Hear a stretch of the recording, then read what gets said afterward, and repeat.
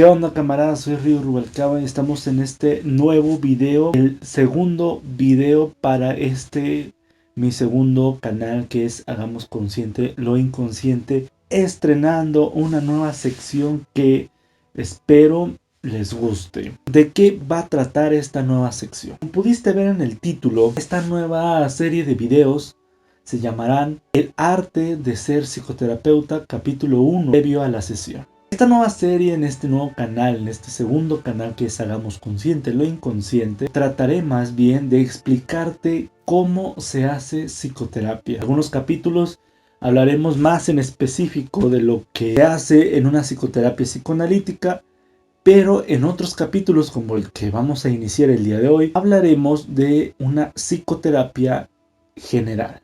Independientemente, tú eres un rogeriano, un gestáltico, un conductista, yo creo que estos consejos que te voy a dar a continuación te pueden servir de algo.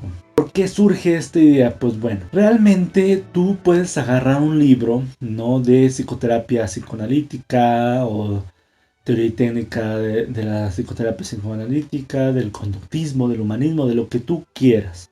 Puedes agarrar un libro de cómo se hace terapia y pues evidentemente te lo puedes memorizar y después vas a saber de lo que trata todo este business, ¿no? Todo este asunto.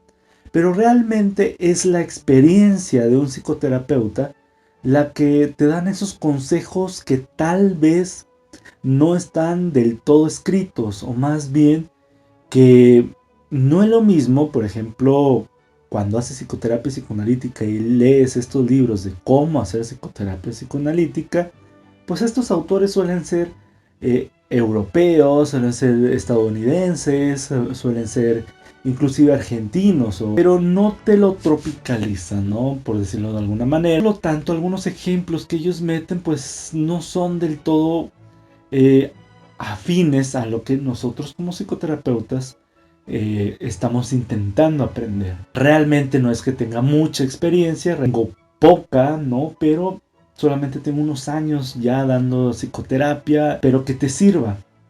¿Quién soy yo? Pues bueno, mi nombre es Jesús Ricardo Rioja Rubalcaba, por si no lo dije en el anterior video. Soy licenciado en psicología y también soy psicoterapeuta psicoanalítico con una maestría en psicoterapia psicoanalítica. Tengo experiencia tratando pacientes de manera pública y privada. ¿Cómo es esto? Pues llegué a trabajar en un hospital de una pequeña ciudad que se llama Francisco y Madero, acá por el norte de México, ¿no? Y ahí pues vi un poquito de todo. Y también en forma privada he estado tratando pacientes. Entonces la experiencia, pues aunque es poca, ha sido muy gratificante y quiero toda esta experiencia transformarla en consejo para que tú lo puedas aplicar si es que te sirve de algo.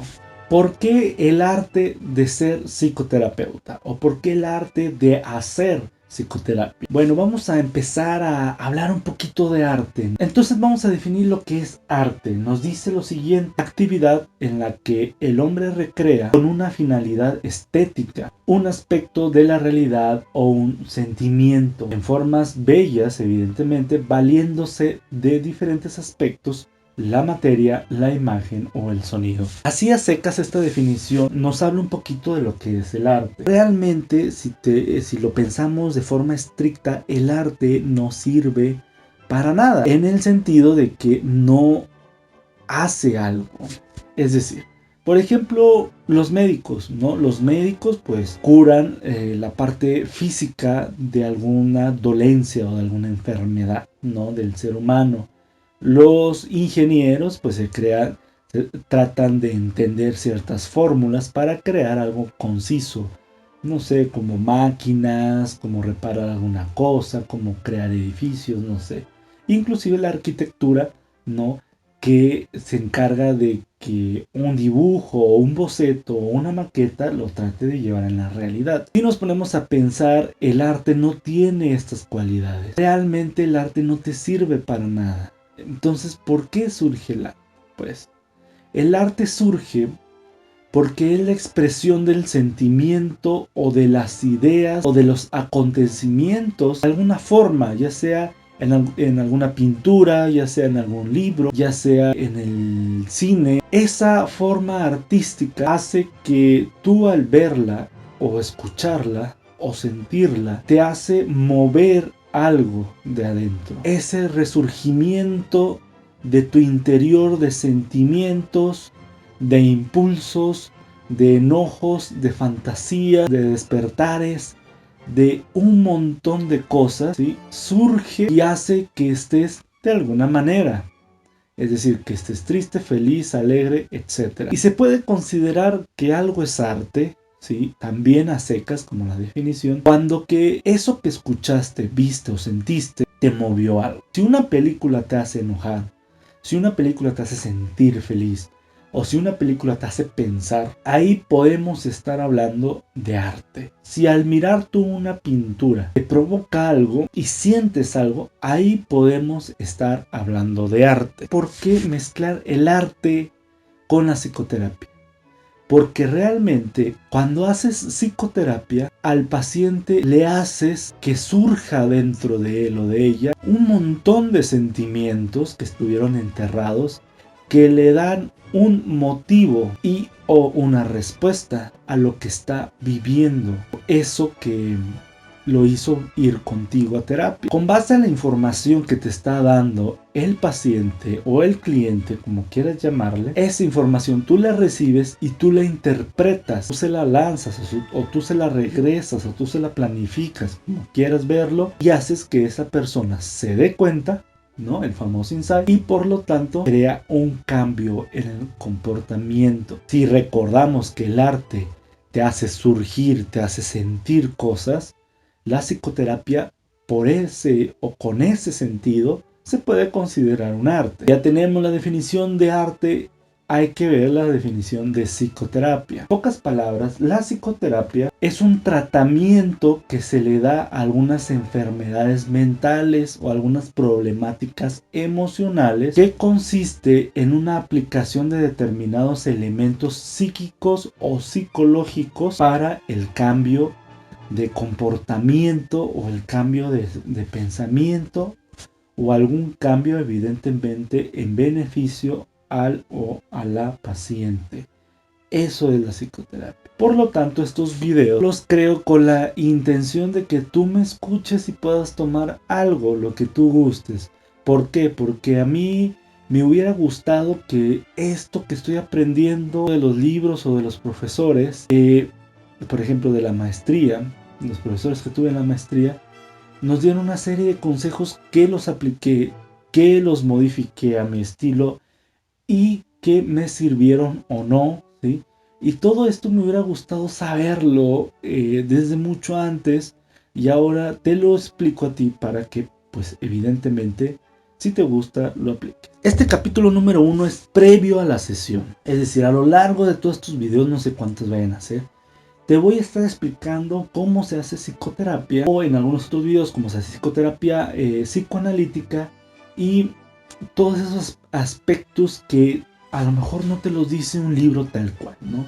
Y en esta ocasión vamos a hablar en este primer capítulo de los aspectos psicoterapéuticos que hay incluso antes de la misma terapia. Por ejemplo, la manera de contactar contigo. En varios libros nos menciona que es importante, inclusive varios profesores nos han dicho, es importante que el futuro paciente se contacte contigo de manera telefónica. Como acabo de mencionar, a veces los escritos que leemos de otros psicoterapeutas de aquellos tiempos yo creo que de lo más moderno, de los 90, son consejos de psicoterapeutas, por ejemplo en mi caso de psicoterapeutas psicoanalíticos o psicoanalistas a secas, que te hacen esta recomendación, pues su entorno es de los 50, de los 60, de los 70, de los 80, de los 90, en donde la única forma viable de comunicarse es mediante el teléfono, una llamada. No estoy diciendo que lo antiguo sea lo inadecuado. A veces se suele creer que las cosas escritas hace tiempo son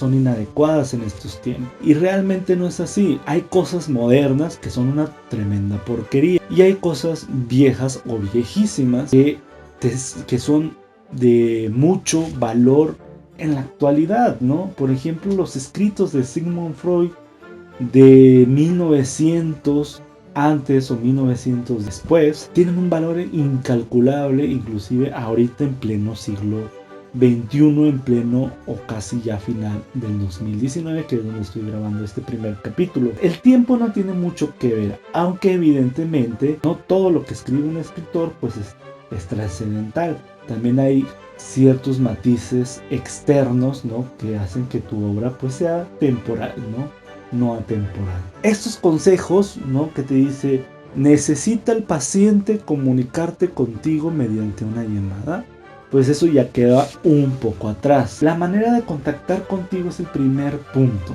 ¿Por qué? Que esta persona puede ya bien, o sea, llamarte, ya bien sea llamarte, mandarte un WhatsApp, contactar contigo por inbox o por alguna otra red social, si tienes Twitter, si tienes Instagram. En mi experiencia, lo más recomendable es que el primer contacto sea por llamada, ¿no?, como el antiguo consejo, pero aunque también puede ser por WhatsApp. Varios pacientes que tengo ahora, la primera forma de contacto fue mediante inbox en Facebook, ¿no?, que mandaban en estos grupos que hay de psicología. Mandaban, un psicólogo necesitaba de un psicoterapeuta, ofrezco mis servicios, esta persona se contacta conmigo por vía inbox y luego ya lo que yo recomiendo es que si es tu caso, te contacten por inbox, luego le mandas tu número, ya sea que te llame o que te mande un WhatsApp. Lo regular o lo más común es que te manden un WhatsApp, sobre todo aquellos pacientes que son un tanto jóvenes, son los que te mandan WhatsApp. Los adultos me he dado cuenta que prefieren llamar. Este primer contacto conlleva el siguiente punto muy importante, que es no tener recepción. Ahí te va por qué es importante no tener recepcionista durante el transcurso, ¿sí?, o el camino que hace esa persona, futuro paciente, de contactarte contigo. Es muy importante, ya sea que te mande WhatsApp, ya sea que te marque, hay un mensaje interno que te sirve mucho. He tenido muchos pacientes que con tan solo mensajes o llamadas tú ya vas dándote una idea. Desde aquella persona que te manda mensajes, tal vez te puede mostrar que no está muy dispuesto a llamarte. Esos mensajes te tardan mucho en contestarte. Por ejemplo, yo llegué a tener un paciente en donde para agendar una primera cita, no les miento, pero tardamos 3 semanas en agendar una cita. Como acabo de mencionar, yo a veces ofrezco mis servicios en Facebook cuando surge un anuncio. Supongo que este paciente ve mi anuncio, me manda inbox y nos empezamos a poner de acuerdo en una cita para agendar. Esta persona pues trabajaba demasiado y duramos 3 semanas de esas veces que no te contesto. Dice mucho los mensajes que ellos te mandan. Del momento en que hablan de usted o de tú. Es decir, hay pacientes que te hablan de usted y no solo eso, hay pacientes que te dicen doctor o que te dicen licenciado o cosas por el estilo. Yo recomiendo, si te dicen una etiqueta que tú no eres, pues no vale la pena corregirlo. Cuando a mí me decían doctor o cuando a mí me dicen X o Y, yo realmente no los corrijo. Hay cierto respeto y tú debes de responder con ese mismo respeto. Si te hablan de usted, tú necesitas hablar de usted. Inclusive, bueno, esto se presta más a las personas que son mayores que tú. Rara vez, inclusive es raro si tú le hablas de usted a una persona más joven o inclusive a un niño. En todo caso, pues cuando te habla de usted ya te está reflejando algo, que hay un respeto, que hay un respeto a la autoridad. Cuando te habla de tú, ya hay una desvalorización de tu trabajo. Yo me llamo Ricardo y hay ciertos pacientes que me llegan a hablar de Ricardo, ¿sí? No es que no me moleste, ojo, lo que estoy diciendo aquí no son aspectos que yo veo mal o bien, son aspectos que vamos a quitarnos esa etiqueta de lo bueno y lo malo, ¿no? Todo lo que voy a mencionar aquí lo digo por la importancia psicoterapéutica que puede tener después, ya sea de hablarte de tú o de usted. Hay pacientes que intentan controlarte. Este es el siguiente punto, ser flexible ante la agenda de la primera cita, pero no pierdas el dominio. Cuando vas agendando la primera cita, cuando se van poniendo de acuerdo, lo que yo recomiendo hacer es que tú ofrezcas el primer paso. Es decir, le puedes preguntar, muy bien, ¿qué días y horarios tienes libre? Si haces esta cita por teléfono, la persona te va a decir, tengo libre tal día a tales horas, de tal hora a tal hora. Entonces tú dices, es recomendable decir, ok, permítame unos minutos, déjeme checo la agenda. La agenda, que realmente tengas espacios disponibles, ¿no? Pero esto es para que tú tengas un dominio. Entonces, después de ver la agenda, entre comillas, dices otra fecha, dices otro día, o bien ese mismo día con una hora en específico. Por ejemplo, llega una paciente y me dice, después de haberle dicho qué días tienes disponibles, esta paciente me dice, tengo disponible todos los de lunes a viernes, a partir de lunes a viernes por las tardes. Entonces yo le comento, mira, tengo disponible el jueves, estábamos hablando de un miércoles y es real, tenía disponible ese día. Tengo disponible el jueves a las 3 de la tarde. Y esta persona, este paciente, acepta. El otro paciente que se tardó varias semanas en agendar, yo le hice la misma pregunta, ¿qué día tienes? Y empezó a decir cosas muy específicas. Me dijo, tengo disponible tal día a tales horas. Básicamente me dijo lo siguiente, tengo disponible lunes 3 de la tarde a 6 de la tarde. Ese es el horario que me dijo. Entonces yo le dije, bueno, ¿te parece el lunes a las 5 de la tarde? Y pues contestó que sí está bien. Por eso menciono la importancia de todo esto, ¿no? Hay pacientes en que te dicen, tengo disponible tales horas y tales días. Entonces tú le propones y dicen, no puedo esa hora.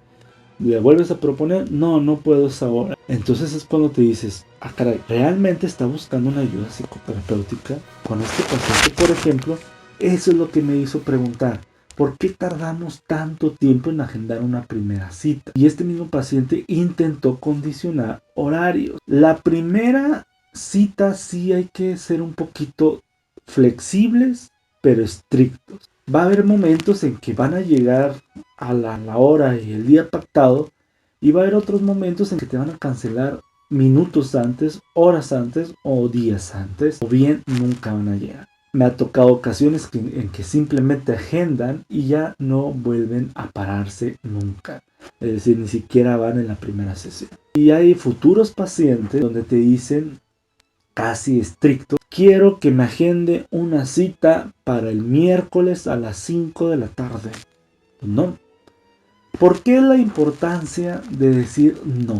¿Por qué es la importancia de mencionar, a ver, permítame un momento, déjeme ver mi agenda, ahorita le marco, ahorita le contesto? ¿Por qué es esta importancia? Porque si tú doblegas desde un primer momento, vas a hacer sentir al paciente o al futuro paciente que ya tiene el control. Y poco a poco va a ir tomando más y más control, al tal grado que la psicoterapia no va a ser de ayuda, puesto que el paciente con sus psicopatologías es el que va a tomar el control y va a hablar de lo que él o ella quiere. ¿Qué pasa cuando no se ponen de acuerdo en este sentido? Pues no pasa nada. Le puedes decir, ¿sabes qué? Después de muchos intentos, ¿no?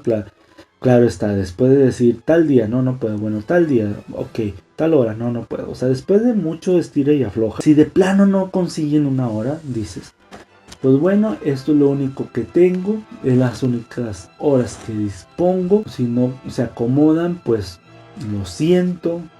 Evidentemente esto vas a decir con tus palabras, ¿verdad? Lo siento, pues a lo mejor necesita de otro psicoterapeuta que maneje diferentes horarios. O bien, les puedes decir, estos son los horarios que manejo, estos son los días que manejo, lamento no ponernos de acuerdo, tal vez en un futuro. Y ya se acabó, no pasa nada. Ahora, ¿qué pasa entonces ya cuando agenda? Ya cuando agendas una cita, es muy importante también dar información, solo lo que te pide el futuro paciente. o el futuro cliente, como quieras llamar. Y este es el siguiente punto. Solo agendar sin necesidad de dar más datos o mencionar más datos. Uno de los errores comunes que cometen los psicoterapeutas o que cometemos los psicoterapeutas es dar todo un golpe de información inmediatamente sin que el paciente lo hubiera pedido. Ese golpe de información, esa cantidad excesiva de información no es recomendable hacer. ¿Por qué? Porque haces inclusive ver al paciente como inútil. He conocido psicoterapeutas en donde ya cuando se agendan la cita dicen, mira, este es mi... bueno, en el caso que se agendaron por inbox, por Facebook, este es mi número telefónico, esta es mi dirección, la casa es de color tal, está entre tal calle, enfrente está X lugar, está a un lado de una casa tal, o sea, demasiados detalles. Y realmente esos detalles no son importantes, al menos que te los pregunte el paciente. Cuando tú terminas de agendar una cita, dices, muy bien, muchas gracias, lo espero, ¿sí? O la espero. Después el paciente te va a pedir información. Ha habido pacientes en donde no te piden la dirección hasta el mero día o una hora antes. Esto también te da mucho significado. Te da un mensaje profundo. ¿Por qué te lo pidió hasta una hora antes? ¿Por qué te pidió una dirección de un lugar donde supuestamente vas a mejorar? ¿Realmente va a mejorar? ¿No? ¿Realmente quiere mejorar? Bueno, por eso la importancia de no decir. Porque te dice mucho si te pide la dirección a última hora. También te dice mucho si te pide detalle tras detalle. Pongo un ejemplo de un caso de un paciente que no es mi paciente, pero que lo mencionó un profesor. Este profesor cuenta que un paciente lo agendó, se pusieron de acuerdo, todo bien. Y esta persona le pide la dirección. La dirección es tal, colonia tal, calle tal, número tal, ¿no? Le dice, ok, ¿de qué color es su casa? De tal color. Muy bien. ¿Por dónde se encuentra? No, pues por aquí, si se va por aquí, si se va por allá, si entra por esta calle, por este bulevar. Muy bien. ¿Qué hay enfrente? No, pues hay una tienda de esto y de esto y lo otro, ¿no? Y ya. Hizo unas cuantas preguntas más. La paciente llega tarde, llega como 10 o 15 minutos tarde. Enojada, esta paciente le dice, es que creo que usted no me daba bien la dirección porque no encontraba la dirección. No encontraba la casa. Estaba toque y toque en otras casas y me decían que aquí no era. ¿Qué te da a entender aquí? Un montón de mensajes que después en otros capítulos vamos a ir mencionando ese tipo de psicopatología o ese tipo de problema. Después de un montón de detalles dichos por el profesor de cómo llegar al consultorio, esta paciente de plano no lo encontró. Es necesario preguntar, recomendó al paciente los servicios que tú estás a punto de ofrecer. ¿Por qué? Porque también te va a decir quién te recomendó. Hay infinidad de casos, te pueden decir, fue fulanita que es un paciente, fue fulanita que fue otro paciente suyo, ¿no? Pues que en un grupo, ¿no? Pues que en esto, que no. Fue recomendación del doctor. Esto te da el mensaje de la expectativa que esta persona puede estar acarreando. Cuando trabajaba en el hospital de manera popular, pues evidentemente la mayoría de los pacientes eran canalizados por otros doctores que decían, este problema pues no es fisiológico, no es físico, así que mándalo con el psicólogo. Pero hay ocasiones, no recuerdo, por ejemplo, a una maestra que decía que llevó este nuevo paciente a recomendación de otro paciente que le había resuelto los problemas de pareja. Entonces, las expectativas que tú creas y que él o la paciente crea en ti se resuelven también con esta simple pregunta de quién te recomendó mis servicios. Ya se contactó contigo, ya agendaron la cita, ya se dieron los detalles pertinentes. La llegada. Acuérdense que todo este capítulo es simple y sencillamente lo que debes de tomar en cuenta antes de la primera sesión. No mencioné mucho, por cierto, entre paréntesis, que La importancia de no tener recepcionista es que la recepcionista pues evidentemente no te va a dar todos estos detalles. Él o la recepcionista lo que va a hacer es pues simplemente agendarte. No se va a dar cuenta de nada. ¿Qué ocurre al momento de llegar? Esto también es importante. ¿Cómo llega esta persona? ¿Llega acelerado? ¿Llega cansado? ¿Llega con sueño? ¿Llega muy despierto? ¿Llega muy feliz? ¿Llega muy triste? ¿Llega muy excitado? ¿Cómo llega este paciente o esta paciente? ¿Sí? ¿Cómo lo notas? ¿Qué sientes al ver este paciente también? ¿Cómo se ve? ¿Qué viste? Hay personas que ni siquiera te dicen nada y cuando los ves con lo que simplemente visten, dices, este cuate o esta cuate tiene depresión. He llegado a tener pacientes, sobre todo particulares, recuerdo 2 pacientes de 2 señoras, una por violencia que se generó con el tiempo una depresión y otra paciente con una depresión que fue resultado de un duelo prolongado de un divorcio. ¿Cómo creen que llegaron vestidas? Pues evidentemente de luto. Estas pacientes en la primera sesión venían vestidas de negro, con ropa negra, como si estuvieran de luto. Y hay pacientes que vienen muy, estoy hablando de la vestimenta en esta ocasión, muy formales, muy arreglados. Que por cierto, ¿cómo debes de vestir tú? Aquí hay un paréntesis que lo voy a mencionar un poquito más adelante. El punto de la vestimenta lo voy a mencionar de una vez porque yo me conozco y sé que lo voy a olvidar más adelante. ¿Por qué es importante el cómo te vistes tú?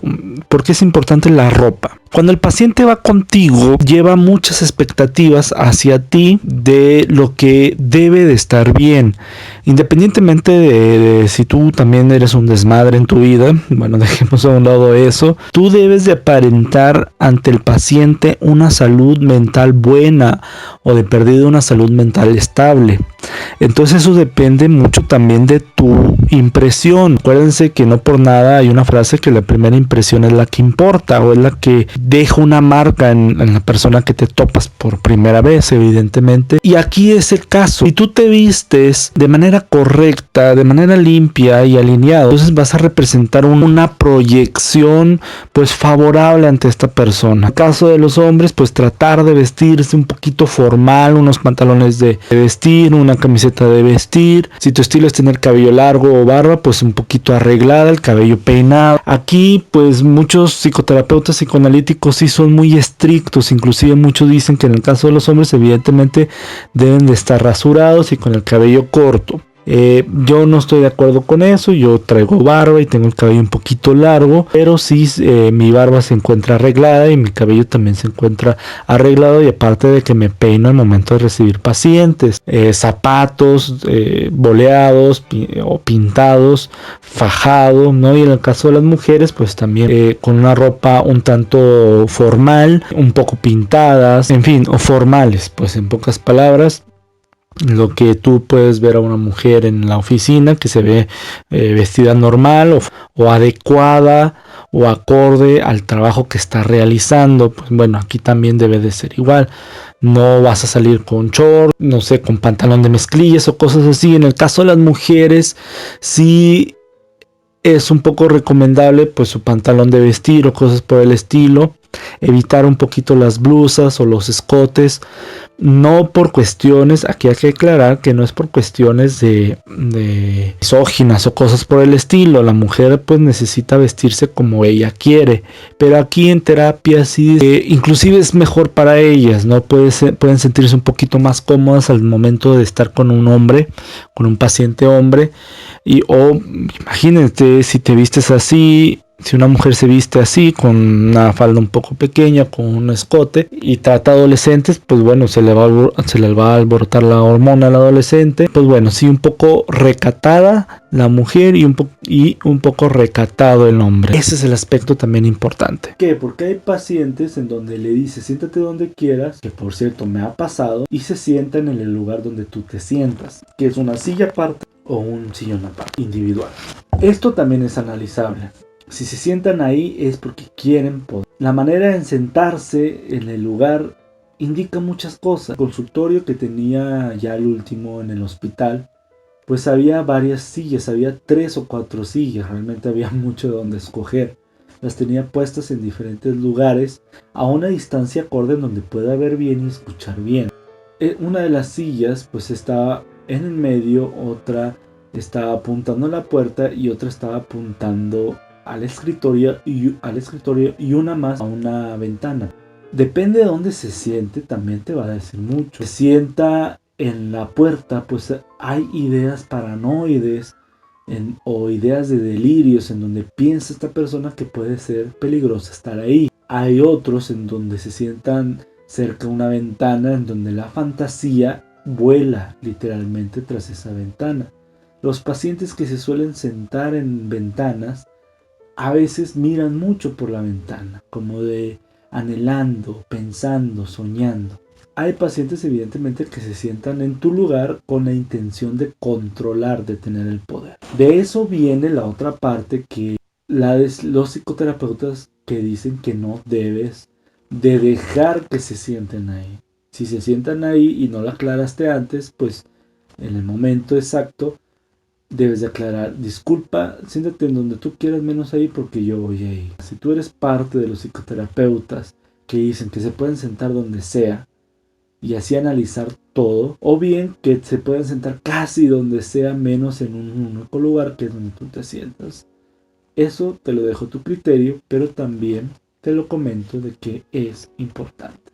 Como te pudiste dar cuenta, son un montón de cosas, repasando la manera en que te agenda, qué te dicen los mensajes en las llamadas, qué sientes, qué tono, ¿sí? Qué sorpresas te pueden dar. Yo he tenido pacientes en donde señoras me han agendado. La señora me agenda a mí una cita. Hay que aclarar que yo atiendo adolescentes, adultos y parejas. Esa es mi área de trabajo.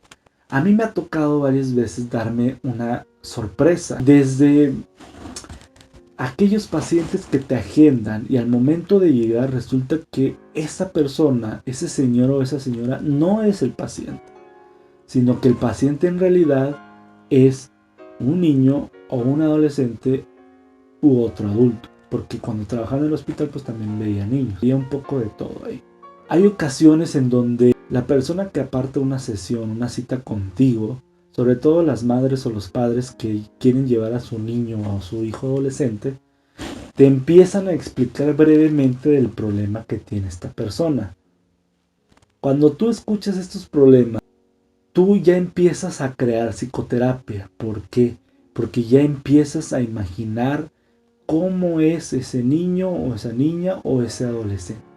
Ya te empiezas a crear una fantasía de lo que ese paciente es. Aquí otro pequeño consejo. Cuando aparten sesión con ustedes o una cita con ustedes, no hagan muchas preguntas acerca del paciente o del futuro paciente. Si es un niño o un adolescente, no hagan nada de preguntas. Simplemente agenden la cita y ya. ¿Sí? Acuérdense del consejo de solo dar información de lo que te preguntan, no más. No pidas quién es el paciente, no pidas qué edad tiene el paciente, no pidas qué problema tiene el paciente, simplemente déjalo a la expectativa. ¿Por qué? Porque eso crea una imagen en ti. La fantasía empieza a crear en ti el cómo va a ser este paciente. Las sorpresas son variadas, o bien le atinaste, o bien la mayoría de las veces no le atinas. Te llevas cada sorpresa. Por ejemplo, un adolescente dice la madre que es así, así y así. Me empiezo a crear una imagen de un adolescente de 14, 15 años, 13 años, depresivo, altanero. Me dice la persona que no sale de su cuarto, que no tiene amigos, pero que es muy rebelde. Entonces me imagino un desmadre de adolescente. ¿Cuál es mi sorpresa? Que al momento de llegar, pues no era tan niño. Faltaba unas semanas para que cumpliera 18 años. Sí, era una persona que se ve que tiene problemas con la autoridad. Ante mí se comportó y se comporta a todo dar. Casi no habla, pero es su personalidad. Evidentemente tiene un problema y eso es lo que estamos poco a poco arreglando. A mí me han llevado, por ejemplo, niños que al momento de explicarme qué es lo que tienen me sorprenden.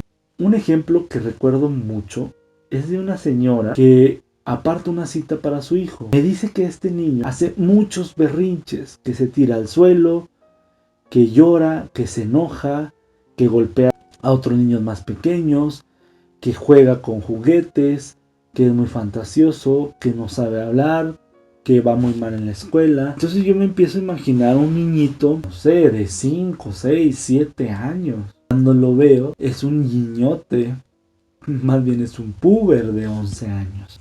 Sí, su problema era muy grande, pero ahí es la sorpresa en la que te llevas. Este es el segundo audio que voy a poner después del audio original, que pues bueno, se me van ocurriendo cosas y me nace la necesidad de colocarlo, ¿no? Por eso a lo mejor lo escuchas diferente como el audio anterior. Otro ejemplo que se me viene a la mente, como las expectativas, las ilusiones o inclusive las psicopatologías de los padres proyectadas o depositadas o sembradas como una semillita en los hijos, ¿no? En el adolescente o en el niño, que a veces te hace pensar que necesidad de los padres de tener una psicoterapia más que del hijo. Recuerdo en una ocasión una señora que llega a mi consultorio muy preocupada después de haber preguntado por todo el hospital. Esto fue cuando trabajaba en el hospital. Llega muy preocupada, ¿no? ¿Por qué? Porque su hijo estaba a punto de ser expulsado por la situación que te acabo de comentar. Llega con una carta urgentemente, una carta escrita por el director o por el profesor, no recuerdo muy bien. Paréntesis, si no son psicólogos, si no son psicoterapeutas, no diagnostiquen. Sí, ahorita van a ver por qué. Llega muy preocupada con dicha carta, donde la carta dice que el niño, debido a una situación alarmante, algo así, palabras más, palabras menos, nos vemos en la necesidad de mandarlo con un psicólogo, o bien si la situación no se resuelve en tantos meses, como si fuera una cura milagrosa, pues se van a ver la necesidad de expulsar al niño. El director o el profesor, insisto, no recuerdo quién, menciona que el niño presenta características de un TDAH, un trastorno de déficit de atención por hiperactividad. Hasta ahí, pues hasta cierto punto, bien, cualquiera puede tomar un libro de psicopatología, ver las características, un DSM-5, un CIE-10, lo que tú quieras, y decir, bueno, pues estas características las presenta, por lo tanto tiene déficit de atención por hiperactividad. Eso cualquiera lo puede hacer. Que no es ético, esa es otra cosa, pero cualquiera lo puede hacer.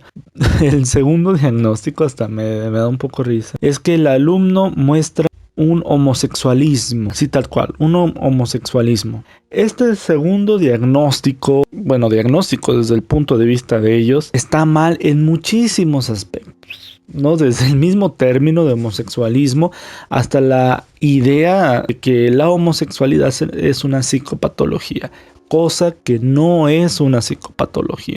En otros capítulos, si quieren, les abordamos cuando, si en algún momento les llega un paciente con estas características en donde los padres quieren o tienen la ilusión de que tú les quites la homosexualidad, pues como si fuera gripa, ¿no? El punto es que tiene este supuesto diagnóstico de homosexualismo. La situación, a grandes rasgos, pues presenta que el niño en quinto de primaria empieza a jugar a que le da unos llegues a un alumno menor, es decir, a un alumno de tercero o de segundo, no recuerdo muy bien. Se va a escuchar tal vez mal, lo inclina o lo empina, como quieran verlo, le da unos llegues de esa manera. Es visto por la maestra y la maestra hace un pancho, hace un revuelto, el niño se asusta, ¿no? Le dice a sus padres y se crea todo esto. ¿Cuál es la problemática? El niño empieza a explicar, la madre también después empieza a explicar que el niño se encuentra con su padre. El niño confiesa que eso lo vio de su padre, jugando entre comillas con otros amigos, ¿no? El niño menciona que pues en diversas ocasiones el padre llegó a invitar a estos amigos y los amigos pues evidentemente pues son unos desmadrosos, ¿no? Aparte de que el niño duerme en la misma recámara del padre. Entonces, bueno, para no profundizar mucho, en pocas palabras te resumo que esa actitud es debido a lo que el niño ve del padre. El niño interpreta al mundo mediante el juego. Mediante el juego, esa interpretación la entiende. Evidentemente, cuando interpreta al mundo mediante el juego, lo actúa. Por eso el niño juega, porque actúa la realidad para que dicha realidad tan aplastante en muchas ocasiones la pueda medio entender. Otro ejemplo más del desmadre que suelen tener los padres. Me ha tocado inclusive que madres apartan cita para sus hijos, porque tienen esto o aquello. Entonces te vas imaginando que el chico tiene menos de 18 años. Me han traído pacientes que tienen más de 25 años. Unos adultos físicamente completos llegan así a mi consultorio. Eso pues también es importante. Si se dan cuenta, son un montón de cosas. Si surgen más, pues evidentemente habrá una segunda parte de esta primera parte. Espero que no se me escape nada, pero por lo general esto es necesario tomar en cuenta antes, inclusive, de la primera sesión. Es sorprendente y por eso es un arte, porque el buen arte es complicado, como la psicoterapia. Si te diste cuenta, independientemente de la corriente que tú manejas, estos consejos te van a dar muchísima información, inclusive antes de iniciar la primera sesión. En fin, camaradas, espero que te haya gustado este video. Es un poquito largo, pero muy importante que entre todos nos demos estos consejos, porque como mencioné en el principio del video, pues yo hubiera deseado que me dieran estos consejos y más. En fin, si el video te gustó, pues te invito a que le des like, a que compartas el video, le des en la campanita y que te suscribas. También pasa por mi otro canal, que es Río Rubalcaba, o bien pásate por mis redes sociales en Facebook como Río Rubalcaba y también en Facebook como Hagamos Consciente lo Inconsciente. Sin más por el momento, me despido. Bye.